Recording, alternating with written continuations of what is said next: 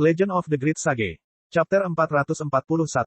Gunung Kuali Perunggu berbentuk kuali bersinar dengan cahaya yang menyilaukan, seperti gunung berapi yang meletus hebat. Reruntuhan itu berubah menjadi debu karena cahaya sebelum terbang ke langit. Semua jejak aktivitas manusia terhapus dalam sekejap, mengembun menjadi lapisan kristal. Li Qingshan mengalihkan pandangannya ke debu yang bergulung. Fu Qingjin tidak berhasil melarikan diri tepat waktu. Pedang reruntuhan hijau menunjuk ke langit, berdiri di depan Fu Qingjin. Satu sisi pakaian dan rambutnya berkibar tertiup angin, sedangkan sisi lainnya berubah menjadi bintik cahaya yang tersebar dan memadat. Di saat-saat terakhir, dia melepaskan ilusi reruntuhan hijau. Bahkan ketika dia terkena cahaya, dia hanya tersebar menjadi setitik cahaya. Teruslah menembak. Li Qingshan mengayunkan pedangnya dan meraung. Tidak peduli seberapa kuat pedang reruntuhan hijau, kekuatannya tidak ada habisnya. Tampaknya tak terkalahkan hanya karena belum dipaksa hingga batasnya. Dia ingin menguji batas pedang reruntuhan hijau dan tidak menyia-nyiakan kesempatan yang dikirimkan surga ini. Cahaya itu jatuh seperti hujan, mengalir ke puncak Gunung Kuali Perunggu. Gemuruh mengguncang sekeliling saat gunung itu terkikis lapis demi lapis. Tubuh Fu Qingjin terus-menerus menyebar dan mengembun. Ekspresinya tetap sama sepanjang waktu. Ini berlanjut selama 15 menit. Fu Qingjin mengerutkan kening, dan pedang reruntuhan hijau di tangannya bergetar lembut. Dia tidak pernah berpikir dia akan berakhir dalam kesulitan seperti itu karena kecerobohannya. Bulan Utara, aku telah meremehkanmu. Dia menggigit ujung lidahnya dan menyemprotkan seteguk darah esensi ke pedang reruntuhan hijau. Pedang itu bersinar dengan cahaya hijau, dan dia menjadi satu dengannya, berubah menjadi seberkas cahaya hijau yang melesat ke langit. Sekarang, mata Li Qingshan berbinar. Setelah mengisi daya dalam waktu yang sangat lama, dia tiba-tiba membentangkan sayap anginnya dan mengayunkan pedang berwarna merah darah, dengan paksa memutus lampu hijau. Fu Qingjin tersenyum bukannya menjadi marah. Pedang reruntuhan hijau beriak dengan cincin cahaya hijau. Istana dan kota yang ditinggalkan. Itu terbentang di udara. Dalam keadaan linglung, Li Qingshan jatuh ke dalam ilusi reruntuhan hijau lagi. Ye Liusu dan Ye Liubo berjalan di udara, mengikuti dari belakang. Mereka siap mengayunkan senjatanya ke arah Fu Qingjin, tetapi gagal. Mereka langsung melewati lampu hijau dan melihat ke belakang dengan kaget. Ilusi reruntuhan hijau seperti Fata Morgana di langit, terlihat tetapi tidak dapat dijangkau. Fu Qingjin berkata dengan lemah, bahkan jika ada 10.000 orang, pada akhirnya hanya satu yang bisa menghadapiku. Apakah kamu siap? Bulan Utara. Petik 2. Pada saat ini, banyak penggarap yayasan pendirian datang dan melihat keadaan tragis Gunung Kuali Perunggu.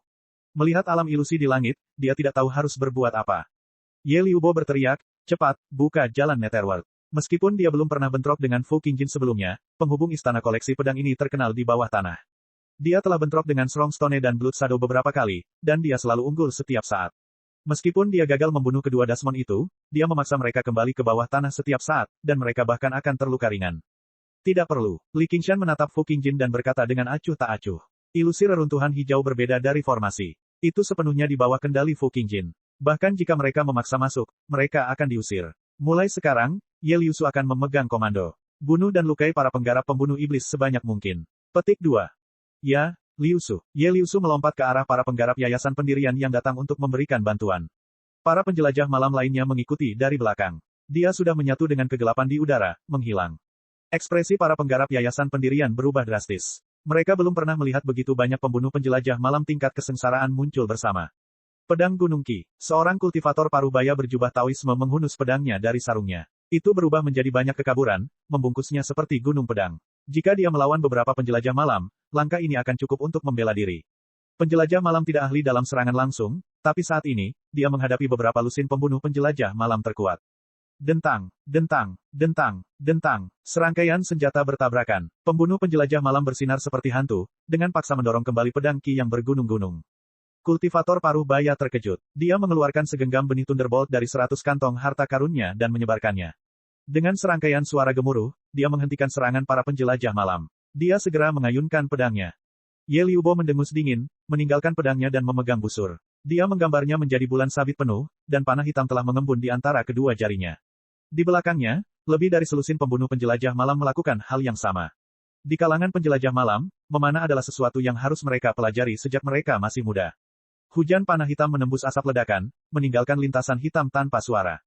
Kultivator parubaya berseru ke belakang para penggarap yayasan pendirian lainnya, selamatkan saya, rekan kultivator.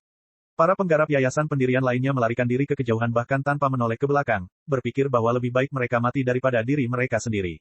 Mereka tidak kehilangan akal ketika mempertaruhkan nyawa melawan beberapa lusin penjelajah malam yang menjalani kesengsaraan surgawi. Kultivator parubaya memblokir beberapa anak panah dengan sekuat tenaga. Jubah Taoismenya berkibar. Itu sebenarnya adalah artefak spiritual pelindung tingkat tertinggi yang sangat langka, yang membantunya memblokir 7 atau 8 anak panah. Jika itu adalah pertarungan 1 lawan 1, dia pada dasarnya tidak akan terkalahkan, tetapi menghadapi perbedaan jumlah yang mutlak, Jubah Tao tidak punya waktu untuk pulih sama sekali. Hujan anak panah merobeknya dalam sekejap, mengubah kultivator parubaya menjadi sarang lebah saat ia jatuh dari langit. Adapun, sesama Daoisnya, mereka juga tidak dapat melarikan diri dengan mudah. Keenam ibu pemimpin menghalangi jalan mereka. Kecepatan adalah keuntungan mereka, dan tidak banyak peluang bagi mereka untuk membunuh seorang penggarap yayasan dengan mudah. Apa menurutmu kamu bisa mengganggu pikiranku seperti ini? Fu Qingjin berkata sambil terus-menerus menggunakan ilusi reruntuhan hijau untuk memulihkan kekuatan yang baru saja hilang. Aku tidak pernah berpikir untuk mengganggu pikiranmu. Bagaimana, kamu tidak menyangka ini, kan? Li Qingshan mengulurkan tangannya, sebenarnya tidak mengambil inisiatif untuk menyerang. Sebaliknya, dia mulai mengobrol dengan Fu Qingjin dengan penuh minat. Dia tidak pernah menyia-nyiakan nafasnya. Dia sangat membenci kebodohan berbicara omong kosong dan bertindak bahkan ketika dia memiliki keunggulan absolut, hanya agar lawannya membalikkan keadaan. Justru sebaliknya, setelah menyaksikan kecepatan Fu Qingjin saat ini, dia mengerti bahwa dia tidak memiliki apa yang disebut keuntungan. Bahkan jika dia mempertaruhkan nyawanya melawan Fu Qingjin saat ini, Fu Qingjin bertekad untuk melarikan diri, dia tetap tidak akan bisa menghentikannya. Di ranah kultivasi mereka, ini adalah sebagian besar situasi dalam situasi 1 lawan 1. Kemenangan itu mudah, tapi hidup atau mati itu sulit. Namun, bagi Li Qingshan, memenangkan satu pertempuran sama sekali tidak ada artinya. Akibatnya, dia dengan sengaja memberi Li Qingshan harapan bahwa Qingjin akan membunuhnya hanya untuk menahannya di sini. Pembantunya sudah dalam perjalanan. Ketika dia melihat Fu Qingjin, Li Qingshan mengerti bahwa ini adalah kesempatan yang diturunkan dari surga untuk memberikan pukulan telak kepada pembunuh iblis. Kembarannya mulai mengambil tindakan di bawah tanah. Penolong yang dia cari bukanlah Little N. Di gua bawah tanah, Blood Shadow menatap Li Qingshan dengan dingin. Kamu berani datang ke wilayahku. Fu Qingjin berada di Gunung Kuali Perunggu, berhadapan dengan tubuh utamaku. Jika kamu ingin membalas dendam, ayo. Kata Li Qingshan. Hanya dengan kecepatan luar biasa Blood Shadow dia bisa mengejar Fu Qingjin dan mengakhiri hidupnya. Apakah kamu serius? Ekspresi bayangan darah berubah. Kebenciannya pada Li Qingshan tidak kalah dengan kebenciannya pada Fu Qingjin. Keduanya pernah mempermalukannya di masa lalu. Terserah kamu apakah kamu percaya padaku atau tidak. Li Qingshan berbalik dan pergi. Blood Shadow tiba di hadapannya dalam sekejap. Kemana kamu pergi? Saya jelas akan menemukan batu kuat dan siput naga. Oh benar, dan Nyonya Ratu Laba-Laba juga. Saya ingin memberitahunya bahwa peluang bagus untuk melakukan serangan balik telah tiba. Li Qingshan berjalan mengitari Blood Shadow dan terbang. Dia tidak mengetahui taktik atau strategi pertempuran apapun. Dia tiba-tiba menyadari bahwa dia memiliki kemampuan yang bagus, jadi dia ingin memenangkan semuanya. Perang bukanlah permainan yang bisa dimenangkan melalui skema dan skema. Apa yang disebut perencanaan strategis tidaklah sedalam yang dijelaskan dalam novel. Itu selalu diisi dengan variabel. Sebuah kebetulan saja bisa mengubah jalannya perang. Yang benar-benar menentukan kemenangan tetaplah kekuatan kedua belah pihak. Setidaknya, pada saat ini, para penjelajah malam yang bersatu bahkan lebih kuat daripada pembunuh iblis yang tidak setia. Fu Qingjin hanya butuh beberapa saat untuk memahami semua ini. Dia bahkan berhasil menebak beberapa niat Li Qingshan. Namun, dia tetap tenang seperti air. Sebaliknya, dia tersenyum. Aku tahu apa yang kamu pikirkan, tapi biarpun Blood Demon dan Rock Demon bersatu, kamu tidak akan bisa membunuhku. Sebaiknya aku mencobanya. Li Qingshan duduk di tangga yang tertutup lumut. Kuharap bawahanmu sekuat kamu. Kamu hanya sombong karena pedang.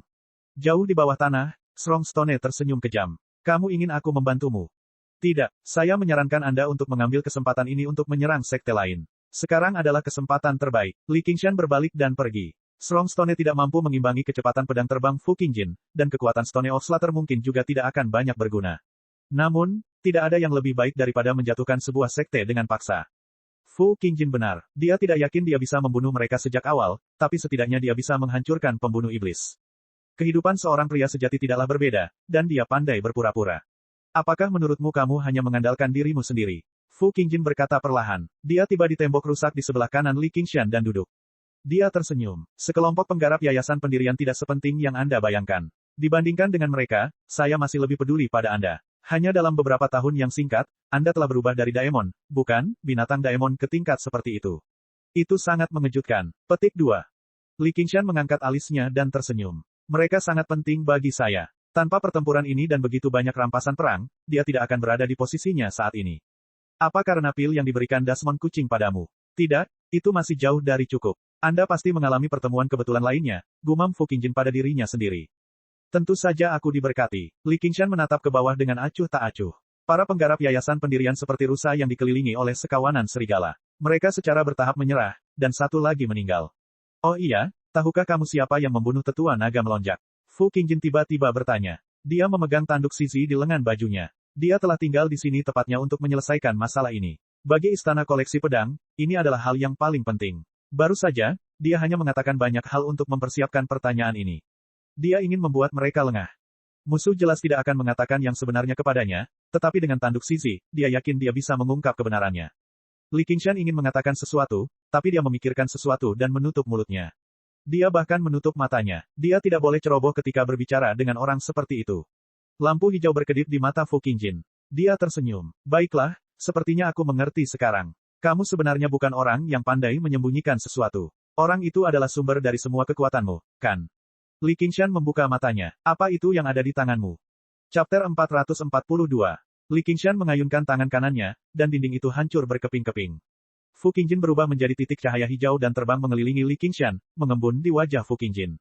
Dia berkata, kamu pikir kamu sudah cukup kuat, tapi sebenarnya kamu sendirian dan tanpa bantuan. Fu Qingjin, kamu benar-benar suka berbicara omong kosong. Bagaimana yang kuat dan yang lemah, hidup dan mati ditentukan oleh mulutmu. Bicaralah dengan pedangmu. Li Qingshan tertawa terbahak-bahak. Dia mengayunkan pedang berwarna merah darah itu, menyerang setiap titik cahaya hijau dengan sangat presisi. Lampu hijau terbelah menjadi dua lagi, menjadi semakin kacau. Cahaya dari pedang itu mengikutinya seperti bayangan, menyerangnya pada saat yang bersamaan. Lampu hijau terbelah menjadi 4 lagi, dan cahaya dari bilahnya juga terbelah. Cahaya dari pedangnya meledak dengan liar, tapi mata Li Qingshan tetap tenang, bersinar dengan cahaya biru samar. Waktu sepertinya ditarik, menjadi sangat lambat. Lintasan setiap titik lampu hijau menjadi sangat jelas. Dentang. Dengan dentang logam, pedang reruntuhan hijau yang terkondensasi dari titik cahaya hijau bertabrakan dengan pedang berwarna merah darah. Fu Qingjin terbang mundur, sedikit terkejut. Dia akhirnya kehilangan ketenangannya. Alam kerumitan. Kekuatan Fu Qingjin tidak datang dari pedang reruntuhan hijau saja. Itu juga berasal dari warisan mendalam istana koleksi pedang dan pendidikan elit yang diberikan kepada para murid yang dipilih dengan cermat. Jika ratusan aliran pemikiran dan sekte-sekte kecil mirip dengan sekolah biasa, maka istana koleksi pedang mirip dengan pelatihan bagi para jenius. Di sekolah reguler, siswa yang mampu menghafal rumus dan menggunakannya secara fleksibel dapat dianggap sebagai siswa yang baik. Sebaliknya, yang terakhir harus memahami rumusnya sendiri di bawah bimbingan seorang guru agar dianggap memenuhi syarat. Pada tingkat kultivasi yang sama, kekuatan mereka sangat berbeda. Bahkan jika Fu Qingjin hanya menggunakan pedang spiritual biasa, akan sangat sulit bagi para penggarap yayasan pendirian biasa untuk mengalahkannya. Alam kerumitan. Begitukah sebutanmu? Setelah mencapai lapisan keempat penyuruh, Li Qingshan dapat mengalami hidup dan mati hanya dengan satu pikiran. Dia bisa mengalami perubahan besar dan tak berkesudahan dalam keheningan ekstrim. Jika dia menggunakannya pada inti daemon penyuruh, dia akan mampu mendeteksi bahaya dengan sensitivitas yang lebih besar. Jika dia menggunakannya pada cangkang mendalam penyuruh, dia akan mampu menangkis serangan musuh. Baru saja, dia menggunakannya dengan gaya pedangnya untuk memaksa mundur Fu Qingjin. Dia tidak tahu apakah itu bakat atau hal lain. Hari ini, terakhir, Fu Qingjin memberikan penjelasan. Harus kuakui kamu memang musuh yang bisa mengancamku. Terhadap musuh seperti itu, aku biasanya menunjukkan rasa hormat. Namun, ini bukan keberuntunganmu. Tatapan mata Fu Qingjin setajam pedang, dan jari-jari tangan kirinya membentuk pedang. Pedang reruntuhan hijau di tangan kanannya menunjuk ke belakang. Li Qingshan menebas dengan pedangnya, dan aura pedang berwarna merah darah yang menyerupai air terjun dibelokkan. Darah berceceran di mana-mana. Alam ilusi reruntuhan hijau diwarnai merah. Kesengsaraan reruntuhan hijau. Wan Jiansheng. Fu Qingjin bernyanyi dengan suara rendah dan menusuk dengan pedangnya. Sinar hijau dan aura pedang berbenturan dengan sengit. Sinar hijau bersinar dan menembus aura pedang, langsung menuju ke dahi Li Qingshan. Li Qingshan memiringkan kepalanya dan menghindarinya. Dia mengambil satu langkah ke depan dan hendak mendarat di tanah. Tiba-tiba, pedang reruntuhan hijau melayang ke udara. Dia berbalik. Dia bersandar ke belakang dan cahaya pedang melewati wajahnya. Bahkan sebelum kakinya mendarat di tanah, seberkas cahaya hijau muncul dari bumi. Setiap pedang lebih cepat dari pedang sebelumnya. Langkah kaki Li Qingshan berubah dengan anggun, menembus cahaya seperti harimau ganas melintasi hutan. Dia melangkah maju dengan mantap, pandangannya tertuju pada Fu Qingjin sepanjang waktu. Cahayanya menjadi lebih pekat. Dia dengan santai mengayunkan pedang berwarna merah darah, membuat jalan setapak di hutan. Dia mengejek dengan keras, apakah ini kemalanganku? Maka saya sungguh beruntung. Petik 2. Fu Qingjin tersenyum. Pertunjukannya baru saja dimulai. Dia membentuk segel dengan tangannya dan menunjuk ke langit. Pedang reruntuhan hijau terbang ke udara satu persatu, melayang di sana. Mereka berbalik bersama dan mengarahkan ujung mereka ke Li Qingshan, berubah menjadi hujan pedang. Mereka berdebar kencang saat mereka turun dengan cepat. Li Qingshan mengerutkan kening. Dia berbalik dengan cepat dan mengayunkan pedang berwarna merah darah itu seperti roda, menghalau hujan pedang. Suara benturan logam yang intens terdengar tanpa akhir. Namun, hujan pedang sepertinya tak ada habisnya. Dengan Li Qingshan sebagai pusatnya, pedang reruntuhan hijau yang tak terhitung jumlahnya berbaris rapi dalam formasi pedang, terbang dari segala sudut dan arah. Bahkan ketika mereka terlempar, mereka hanya akan menyesuaikan arah dan mengatur ulang diri mereka sendiri. Fu Qingjin hanya tersenyum tipis. Sosok Li Qingshan secara bertahap ditelan oleh pedang reruntuhan hijau. Raungan iblis harimau menembus awan. Formasi pedang berhenti, dan Li Qingshan membentangkan sayap anginnya dan keluar dari formasi. Dia tiba di atas Fu Qingjin dalam sekejap dan mengayun ke bawah. Sebelum pedangnya mendarat, Fu Qingjin berubah menjadi lampu hijau dan menyebar, bergabung dengan pedang reruntuhan hijau.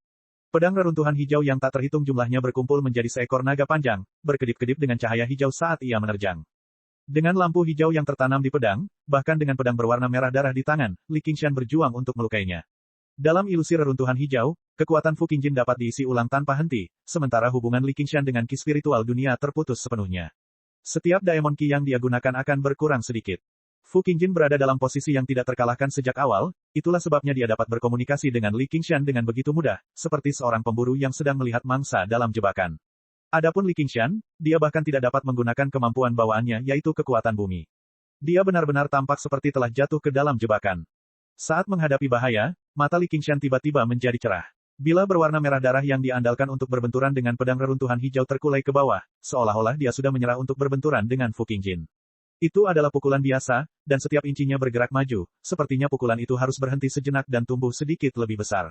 Pada pandangan pertama, sepertinya ada perasaan lesu. Fu Qingjin tersenyum dalam hati. Dia menggunakan tubuhnya untuk menghadapi pedang reruntuhan hijau. Apakah ini pertarungan terakhir dan hiruk-pikuk dari makhluk buas yang terpojok? Saat tinju dan pedang bertabrakan, sesuatu yang tidak terduga terjadi. Pedang reruntuhan hijau hancur satu demi satu. Sebelum ujung pedangnya bahkan bisa menyentuh kepalan tangan Li Qingshan, pedang itu hancur dan dihancurkan oleh kekuatan tak terlihat. Saat pedang itu hancur, bahkan lampu hijau yang ada di dalamnya pun padam sedikit demi sedikit. Retakan menyebar dengan cepat, dan kemanapun mereka lewat, tembok yang rusak itu runtuh dan pecah menjadi potongan-potongan lampu hijau. Gemuruhnya mencapai ratusan kilometer jauhnya. Suaranya bahkan lebih keras daripada raungan marah iblis harimau, seolah-olah bel tak kasat mata telah dibunyikan. Sudut bibir Li Qingshan melengkung. Dia belum pernah menggunakan kekuatannya yang paling merusak, kekuatan getaran, untuk kesempatan ini. Dengan kerumitannya, dia melapisi kekuatan getaran di atas satu sama lain. Bahkan gunung pun bisa runtuh. Li Qingshan menghancurkan pedang naga sepenuhnya dalam satu pukulan. Dalam sekejap, semua pedang hancur, memperlihatkan bentuk asli dari pedang reruntuhan hijau. Li Qingshan mencibir dan mengubah semua Daemon Ki-nya menjadi kekuatan getaran, menuangkannya ke dalam pedang reruntuhan hijau dengan kejam. Pedang reruntuhan hijau berdebar dan terbang kembali ke tangan Fu Qingjin. Jubah hijaunya yang compang camping sudah compang camping, tidak lagi anggun sama sekali. Wajahnya benar-benar kehabisan darah. Dia terluka parah. Dalam ilusi reruntuhan hijau, dia telah membubarkan tubuh aslinya menjadi titik lampu hijau untuk menghindari kerusakan, yang malah memungkinkan kekuatan getaran Li Qingshan mengeluarkan potensi penuhnya. Namun, kerusakan yang diderita pedang reruntuhan hijau langsung mencapai pikirannya, yang membuatnya sangat terkejut dan marah. Dia menyipitkan matanya dan bertanya, kekuatan apa ini? Tanyakan pada Raja Neraka. Li Qingshan menerjang dan berubah menjadi wujud aslinya yang tingginya lebih dari 30 meter. Dia memiliki kepala dari perunggu dan dahi dari baja, dengan gigi dan cakar yang tajam. Dia seperti harimau hitam iblis, mengaum dengan liar. Ekor harimau menyapu pedang berwarna merah darah, berubah menjadi bayangan darah buram dan mengayunkannya ke pinggang Fu Qingjin. Cakar harimau itu menerjang, siap dilepaskan dengan kekuatan getarannya. Seluruh tubuhnya adalah senjata untuk membunuh. Dasmon celaka, Fu Qingjin berteriak, dan reruntuhan di sekitarnya berubah menjadi lampu hijau. Seluruh ilusi reruntuhan hijau berubah menjadi lautan pedang Ki, melonjak menuju Li Qingshan dan mengelilinginya. Chapter 443. Pertarungan di lapangan telah berakhir sejak lama. Para penggarap yayasan pendirian yang datang untuk memberikan dukungan semuanya telah meninggal. Ketika para penggarap yayasan pembunuh iblis lainnya melihat ini, tidak ada dari mereka yang berani mendekat. Mereka terbang di udara dan mengawasi dari jauh. Saat ini, timur mulai bersinar. Para penjelajah malam tidak lagi berani membubarkan diri. Mereka hanya berdiri di bawah gunung kuali perunggu, menatap pertempuran di ilusi reruntuhan hijau di langit. Lingkungan sekitar sepertinya telah menjadi panggung. Semua orang bersembunyi di bawah panggung, bertindak sebagai penonton. Li Qingshan dan Fu Qingjin berdiri di tengah panggung, menarik perhatian semua orang. Kemenangan mereka akan menentukan situasi di prefektur Clear River, serta nasib banyak orang. Bahkan ada beberapa penonton yang bersembunyi di kegelapan, diam-diam menyembunyikan keberadaan mereka sambil menonton dengan pikiran mereka sendiri.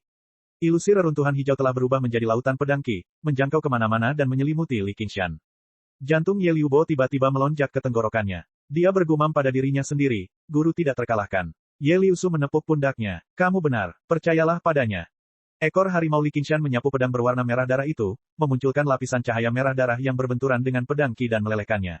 Dia mengayunkan tinjunya dan menghentakkan kakinya seperti iblis, membombardir ruang di sana dan membuat retakan. Getaran melonjak ke segala arah, menghancurkan lapisan pedang Qi. Dengan suara gemuruh yang liar, gelombang suara menembus lautan pedang Qi, memperlihatkan langit fajar yang biru tua. Namun, sebelum dia sempat mengaguminya, dia tiba-tiba bergidik. Niat membunuh yang menusuk menyerangnya dari belakang. Fu Qingjin melompat keluar dari lautan pedang Qi, menginjak riak hijau. Pedang reruntuhan hijau itu seperti sambaran petir hijau yang menembus malam. Lautan pedang Qi tersebar karena serangan itu, semuanya berkumpul di pedang saat ia merobek udara. Potongan-potongan cangkang mendalam penyuruh berkumpul di dinding cermin, dengan jelas mencerminkan sosok Fu Qingjin. Fu Qingjin tidak secerdas Strongstone, jadi dia segera merasakannya. Sosok di cermin sebenarnya memiliki kesan yang sama dengannya. Tatapan Fu Qingjin menjadi dingin. Tidak peduli kemampuan mistis macam apa yang kamu miliki, aku tidak akan bisa mengalahkanmu. Bagaimana itu bisa memblokir ujung pedang reruntuhan hijau? Merusak. Ujung pedang bertemu, dan riak menyebar di permukaan cermin. Fu Qingjin di cermin juga terdistorsi dan menghilang. Dengan suara kaca, retakan meluas dan cermin pecah dengan suara keras. Wajah Fu Qingjin tidak menunjukkan kegembiraan apapun, dan hatinya tenggelam. Li Qingshan tertawa keras, memperlihatkan taringnya. Pedang darahnya mengeluarkan energi pedang sepanjang 100 kaki dan menebas Fu Qingjin. Mati. Bahkan dengan kontrol mental yang cermat dari Li Qingshan terhadap cangkang mendalam penyuruh, ia masih kesulitan untuk memblokir tusukan berkekuatan penuh dari harta karun yang kuat seperti pedang reruntuhan hijau. Namun, itu sudah cukup. Pedang pasti membunuh Fu Qingjin digagalkan, dan aura pedang serta niat pedangnya tidak lagi setajam sebelumnya. Dalam pertarungan antar ahli, hanya ada garis tipis. Pucat. Dengan dentang logam, bila sepanjang 3 meter itu jatuh dari langit. Serangan Li Qingshan gagal mendarat di Fu Qingjin, mendarat di pedang reruntuhan hijau. Pada saat-saat terakhir, Fu Qingjin bergabung dengan pedangnya, bersembunyi di dalam pedang reruntuhan hijau dan bertahan, tetapi dia terluka cukup parah. Li Qingshan mengutuknya karena tidak tahu malu dan berteriak, hentikan dia. Dia tidak tahu bahwa kemampuannya juga sangat tidak tahu malu di mata Fu Qingjin. Para penjelajah malam tidak merespon dengan lambat. Bahkan sebelum dia bisa memberi perintah, dia sudah lepas landas, tapi pedang reruntuhan hijau bahkan lebih cepat. Dengan berputar-putar di udara, ia melewati lapisan penjelajah malam seperti sambaran petir, terbang ke arah tenggara. Kekuatan mereka sedikit lebih lemah. Jika bukan karena pembunuhan atau penyergapan, akan sangat sulit bagi mereka untuk menghentikan kaburnya para ahli hanya dengan keunggulan jumlah. Li Qingshan mengutuk, Blood Shadow, kamu sudah cukup menontonnya. Dengan mendengus dingin, Blood Shadow melesat. Dengan kecepatannya, dia pasti sudah sampai sejak lama. Namun, dia terlalu ingin Li Qingshan dihabisi oleh Fu Qingjin agar dia bisa mendapatkan keuntungannya. Mengapa dia bekerja dengan Li Qingshan? Sekarang dia melihat peluang, dia menolak membiarkan Fu Qingjin pergi begitu saja. Dengan cepat, Blood Shadow mencegat pedang reruntuhan hijau. Jubah di punggungnya terbuka, berubah menjadi layar berwarna merah darah yang menyelimuti pedang reruntuhan hijau. Tidak ada apapun yang tidak bisa ditembus oleh pedang reruntuhan hijau, tapi melawan cahaya merah darah, pedang itu tersendat. Ia melesat ke kiri dan ke kanan, mencari celah. Fu Qingjin telah bentrok dengan Blood Shadow beberapa kali, jadi dia mengerti bahwa layar darah dapat merusak senjata. Artefak spiritual biasa akan kehilangan seluruh spiritualitasnya saat bersentuhan dengannya, dan menjadi sepotong logam biasa. Itu lebih mengerikan dari kerusakan apapun. Jika itu terjadi di masa lalu, Fu Qingjin tidak akan peduli. Dengan perlindungan pedang Qi dan cahaya, dia bisa kembali dan menyempurnakannya paling lama beberapa hari. Namun, pedang reruntuhan hijau telah dirusak berkali-kali hari ini. Pedang Qi dan cahayanya sudah meredup hingga batasnya. Sekarang setelah ditutupi oleh darah yang tercemar, itu akan benar-benar hilang. Fu Qingjin, kukira kamu akan mengalami hari seperti itu. Blood Shadow mencibir sinis dan menarik kembali layar darah. Fu Qingjin sudah menjadi bebek yang duduk diam, terpaksa menampakkan dirinya. Sekarang dia berada dalam kesulitan, dia malah memulihkan ketenangannya dan terbang menuju Blood Shadow. Mengapa Blood Shadow takut pada Fu Qingjin yang terluka? Dia tersenyum kejam sebagai tanggapan. Ini adalah kesempatan sempurna baginya untuk membunuh musuhnya dan membalas dendam. Li Qingshan kembali ke bentuk aslinya dan menerjang dengan sayap anginnya. Dia tidak bisa membiarkan Blood Shadow lolos dengan membawa 100 kantong harta karun Fu Qingjin. Pada saat ini, perasaan bahaya memenuhi kepalanya. Dia dengan paksa berhenti dan terbang mundur. Bayangan darah bingung. Dia mendekati Fu Qingjin dalam sekejap mata. Fu Qingjin memegang jimat merah di tangannya di lengan bajunya, dan tulisan di atasnya tiba-tiba menyala. Cahaya menerangi sekeliling. Kilatan petir putih membara setebal tangki air melingkari beberapa ratus meter, seperti seekor naga. Segera, senyuman kejam di wajah Blood Shadow berubah menjadi ketakutan. Pada saat dia sadar kembali, naga petir telah menembus dadanya.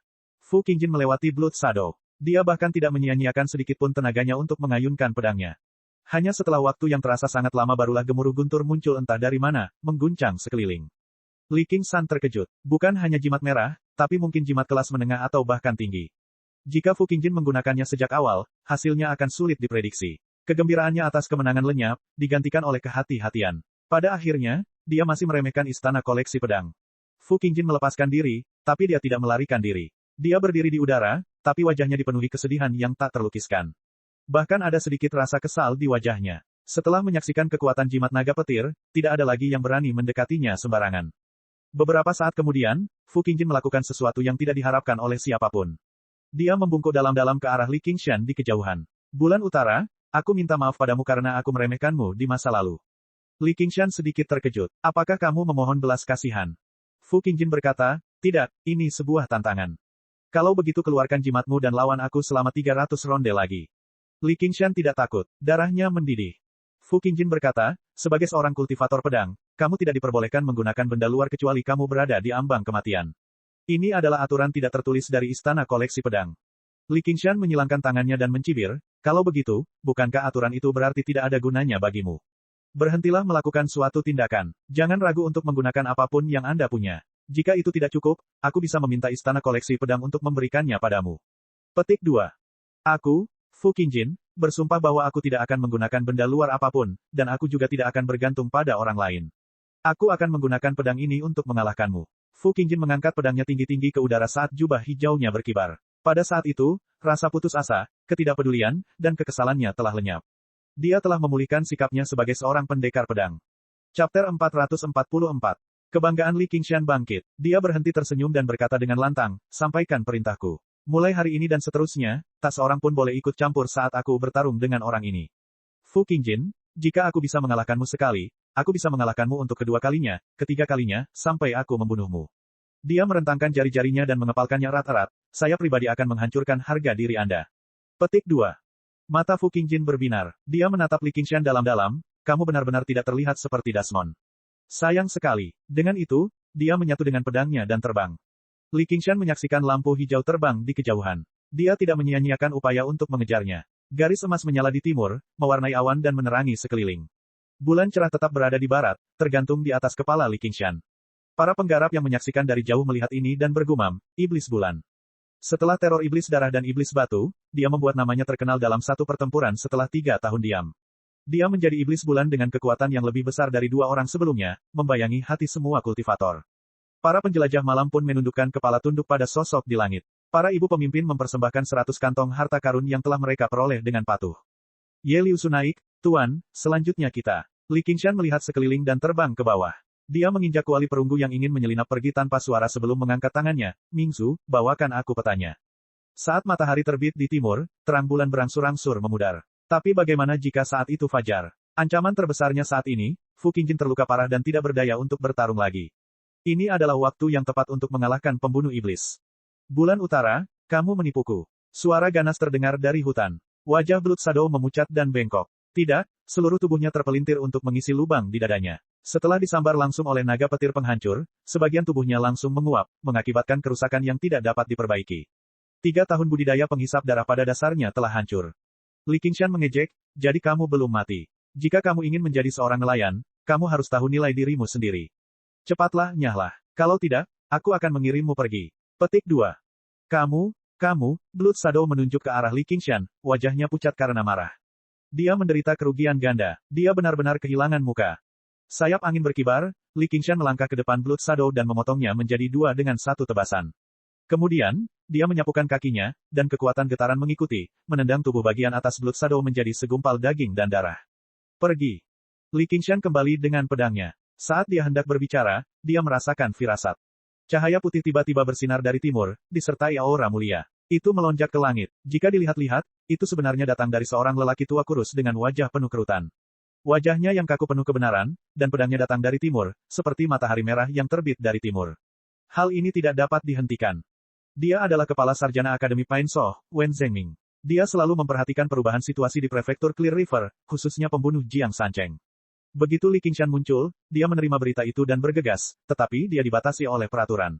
Dia tidak bisa menunjukkan dirinya, tetapi ketika dia melihat betapa sombongnya Desmond malang itu, dia tidak bisa lagi menahan diri. Kata-kata Wen Zhengming menggelegar di telinga Li Qingshan seperti guntur, matilah, Desmond celaka.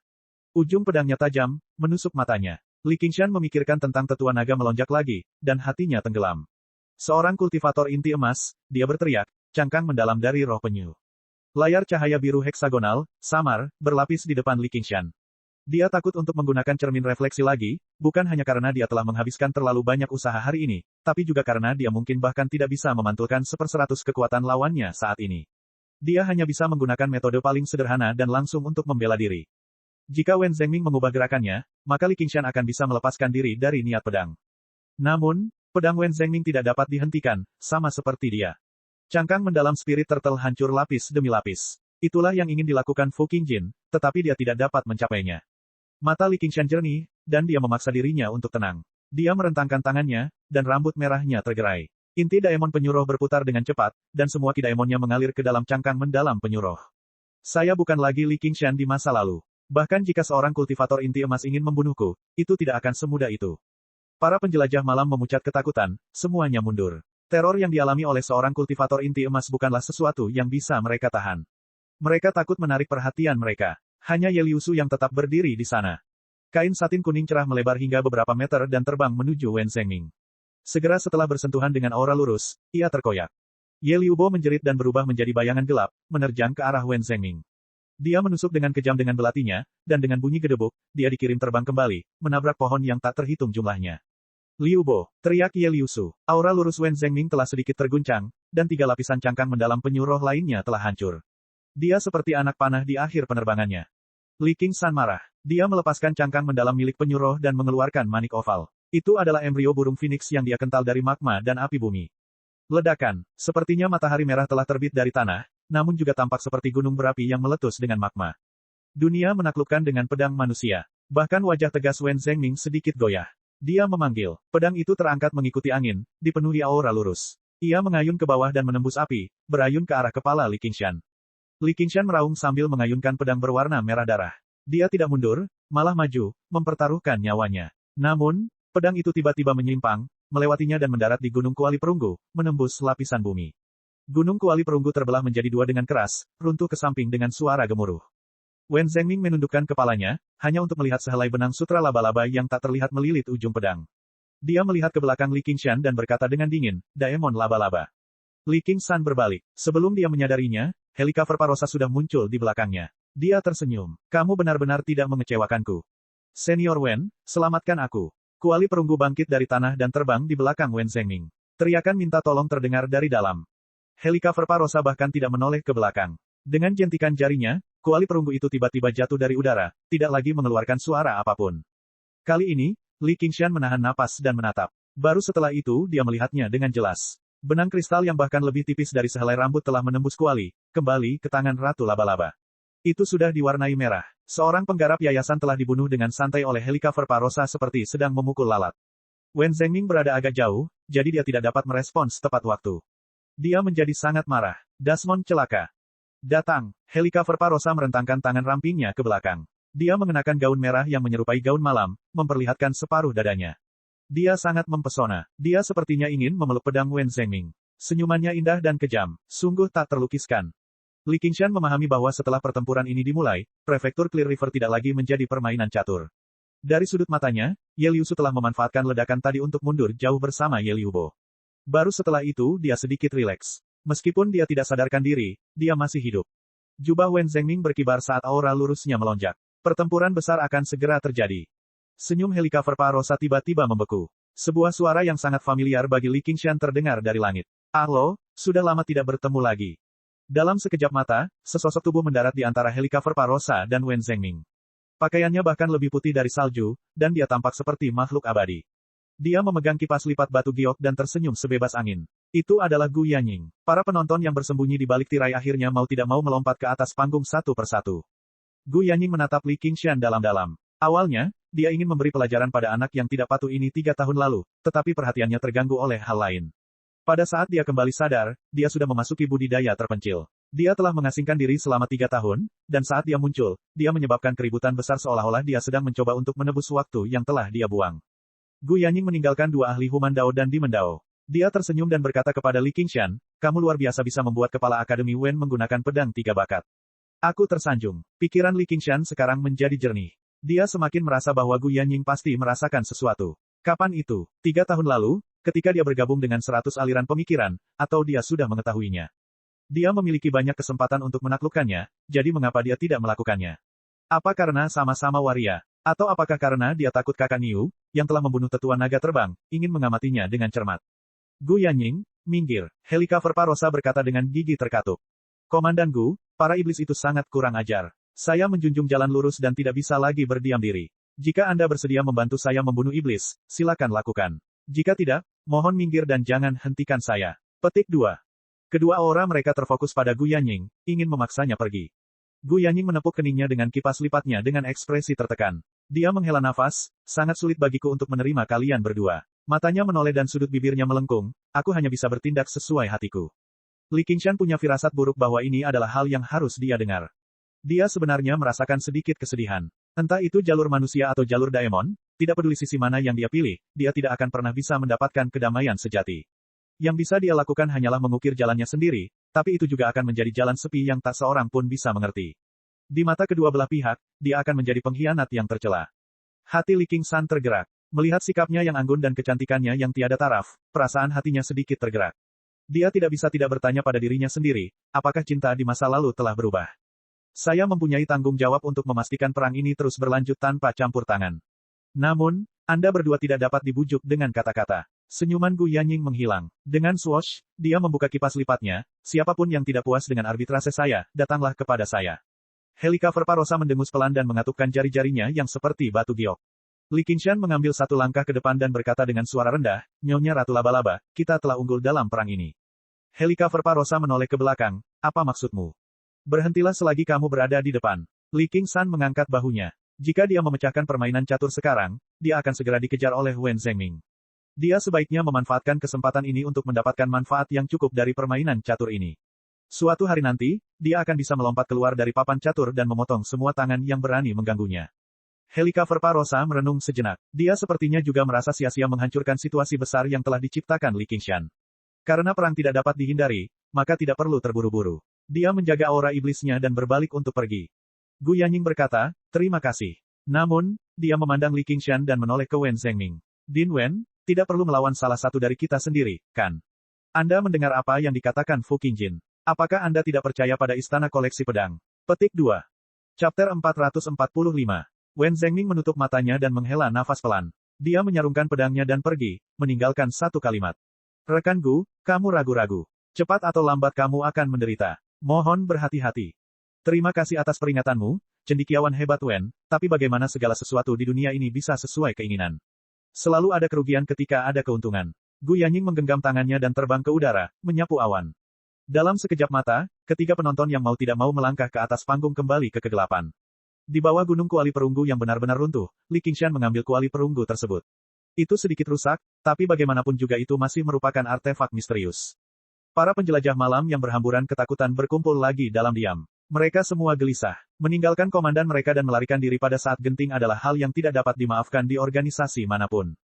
Tuan, kita harus pergi kemana sekarang? Ye Mingzu mengamati Li Qingshan dengan cermat, tapi dia tidak bisa memastikan apakah dia senang atau marah. Kembali, perintah Li Qingshan. Jika mereka terus bertarung sekarang, mereka akan kehilangan efek serangan mendadak. Para penjelajah malam juga tidak terbiasa bergerak di bawah sinar matahari, jadi tidak menguntungkan bagi mereka untuk terus bertarung. Apakah kita tidak akan melanjutkan serangannya? Luka Liu Bo lebih penting. Li Qingshan berhasil melewati semua orang dan tiba di hadapan Ye Liu Bo.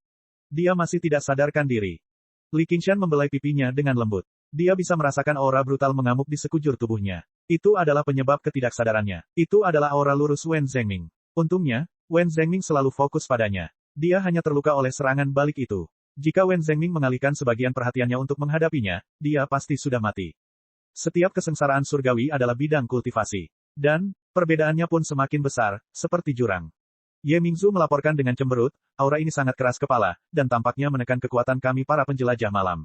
Ini sangat sulit untuk dihadapi.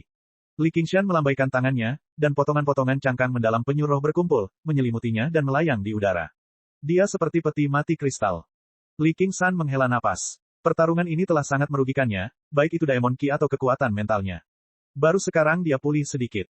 Matanya menjadi jernih, dan inti Daemon berputar. Penyu roh menekan lautan. Meskipun budidayanya sangat mendalam, dia telah menguasai semua kemampuan supranaturalnya. Namun, ini adalah pertama kalinya dia menggunakan kemampuan cangkang mendalam penyu roh pada orang lain. Tubuh Ye Liu Bo bergetar, dan ekspresi kesakitan muncul di wajahnya. Ki benar di dalam tubuhnya tampaknya memiliki pikirannya sendiri, dan melonjak ke kiri dan ke kanan, menghindari kekuatan Li Qingshan dan menyebabkan lebih banyak kerusakan pada Ye Liubo. Tuan, kata Ye Liusu dengan prihatin. Di luar awan, Wen Zhengming menoleh ke belakang. Meskipun roh laba-laba telah membunuh seorang penggarap yayasan pendirian tepat di depannya, dia tidak ketinggalan. Butir-butir keringat muncul di dahi Li Qingshan. Itu jelas hanya gelombang ki benar, tapi dia telah menggunakan semua ki iblisnya. Ada perasaan tidak mampu menekan mereka, seolah-olah mereka menggunakan pasukan sampah untuk melawan puluhan kavaleri elit. Jika ini terus berlanjut, tidak akan lama lagi Ye Liubo kehilangan nyawanya.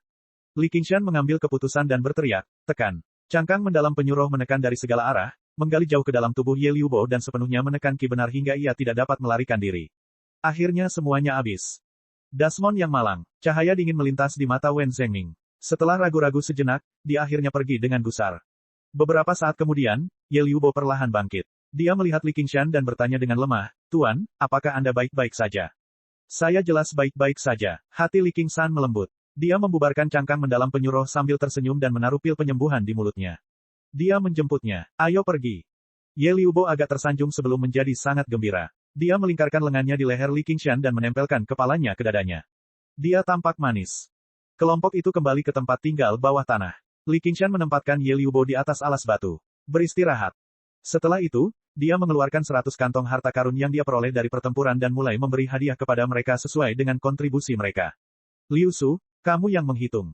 Ye Liusu melangkah maju di bawah perintahnya dan membuka 100 kantong harta karun satu per satu, menghitungnya. Mereka telah membunuh 9 penggarap yayasan dan praktisi ki yang tak terhitung jumlahnya dalam pertempuran ini, sehingga rampasannya sangat berlimpah. Ada 17 artefak spiritual tingkat tertinggi, lebih dari 100 artefak spiritual tingkat tinggi, dan total hampir 1000 artefak spiritual lainnya. Saat mereka mengeluarkan barang satu per satu, mata setiap penjelajah malam berbinar.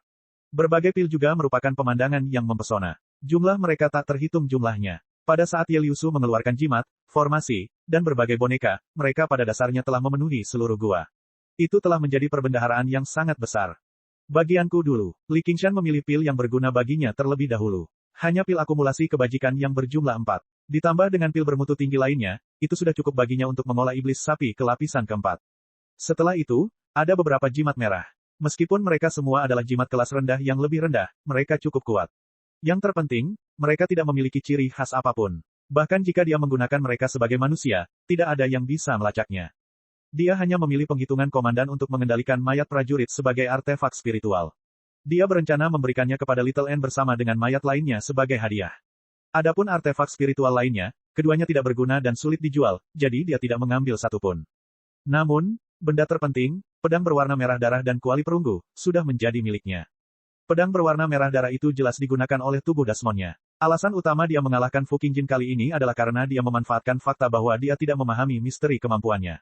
Tidak heran jika Fu Qingjin menolak menerimanya dan bahkan cukup berani untuk bersumpah seperti itu.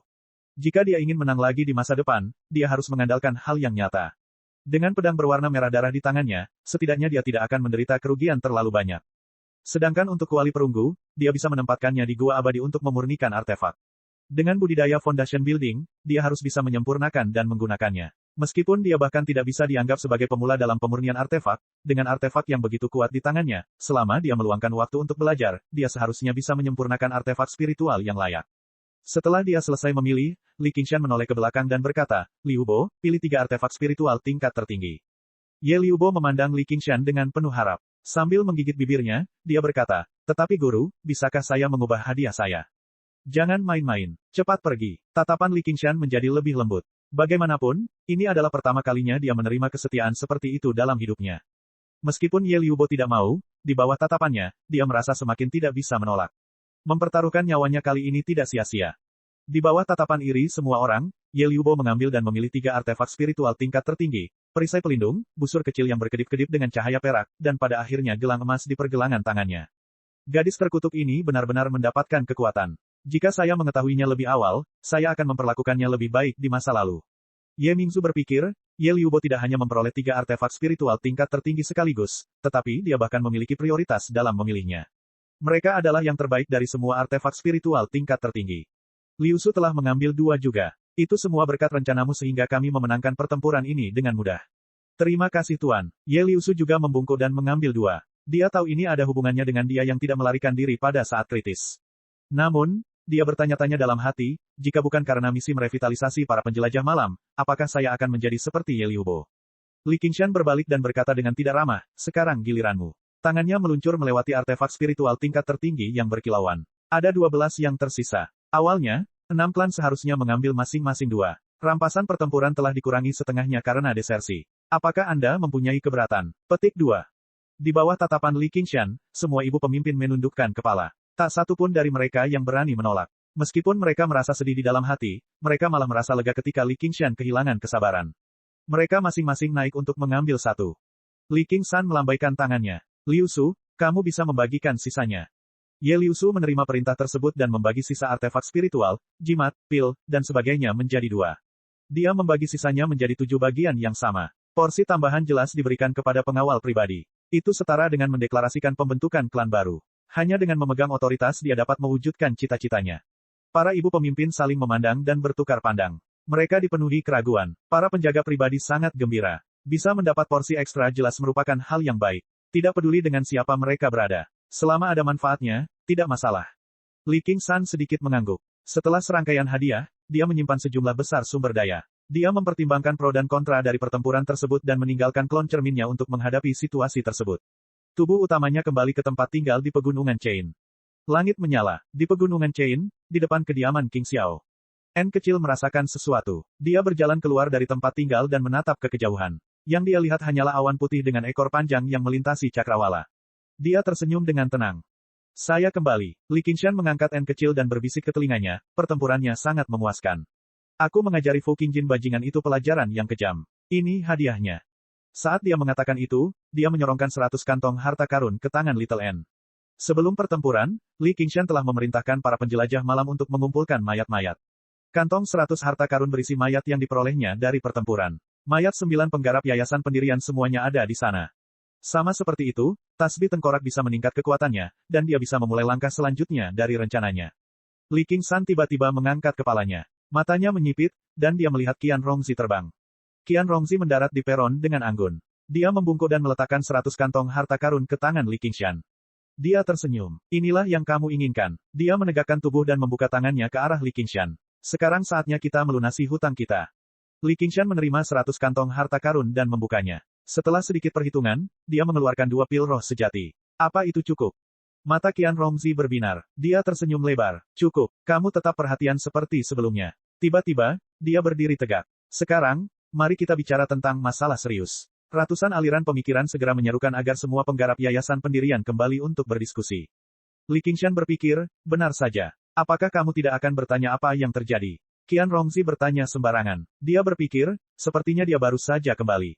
Apa yang telah terjadi? Li Qingshan bertanya dengan tenang. Pembunuh iblis. 11 penggarap yayasan pendirian terbunuh, dan 7 sekte dihancurkan. Di antara mereka, iblis batu membunuh 2 orang, dan Dasmon yang membunuh 3 tetua 3 tahun lalu dan menghancurkan gunung Greenfin mengambil tindakan lagi. Dia memimpin beberapa lusin penjelajah malam yayasan dan membunuh 9 orang. Dia sekarang dikenal sebagai setan bulan. Itulah situasi saat ini. Bagaimana menurut kalian semua? Petik 2. Di 100 aliran pemikiran, Liu Changqing sangat serius. Dia menggunakan kata-kata paling sederhana untuk menjelaskan semua yang terjadi tadi malam. Sekelompok pembudidaya berkumpul di hadapannya. Sebenarnya ada sekitar 30 atau 40 orang. Ada beberapa wajah asing yang belum pernah dilihat Li Qingshan sebelumnya. Mereka semua sudah mencapai yayasan pendirian, namun mereka tidak menjabat sebagai pimpinan sekolah. Sebaliknya, mereka membuat tempat tinggal dan bercocok tanam di pengasingan. Mereka juga tergabung dalam akademi, atau dengan kata lain, kekaisaran. Tak satu pun dari mereka bisa menjauh dari perang, jadi mereka semua telah dimobilisasi. Cek. Rakan-rakan kultivator sekalian, sebelum retret, sila terus berkultivasi untuk jurus subscribe, like, share dan komentar agar sekte novel Sadim terus berkembang pesat.